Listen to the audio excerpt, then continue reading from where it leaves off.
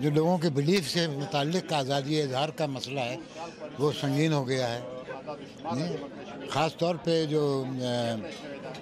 جو پاکستان کے غیر مسلم شہری ہیں ان کے پابندیاں جو ہیں، ایک تو ایک اسٹیٹ کی پابندیاں ہیں اور ایک سماج کی پابندیاں ہیں، نان اسٹیٹ ایکٹرز کی پابندیاں ہیں. تو وہ صورتحال جو ہے وہ خاصی تشویشناک ہے. انسانی حقوق کمیشن کی رپورٹ نے اس بات پر گہری تشویش کا اظہار کیا ہے کہ ہمارے ملک میں اب بھی لوگ زبردستی غائب کیے جاتے ہیں اور ان کا کوئی پرسان حال نہیں ہوتا، اور جو لوگ اس کے ذمہ دار ہیں ان کے خلاف کوئی کارروائی نہیں ہوتی.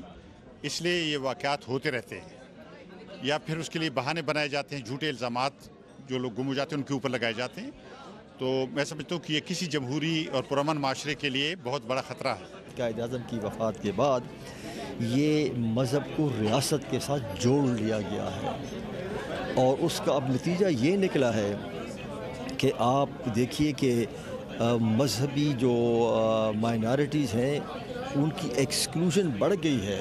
مثلا پاکستان میں غیر مسلم وزیر اعظم نہیں بن سکتا، صدر پاکستان نہیں بن سکتا. اگر آپ کا آئین کہتا ہے آرٹیکل 25 کے تحت کہ برابری ہے سب کی، تو یہ بذات خود آئین کے خلاف بات ہے کہ برابری کا دعویٰ اور برابری کی ہدایت دینے کے باوجود برابر نہیں ہے.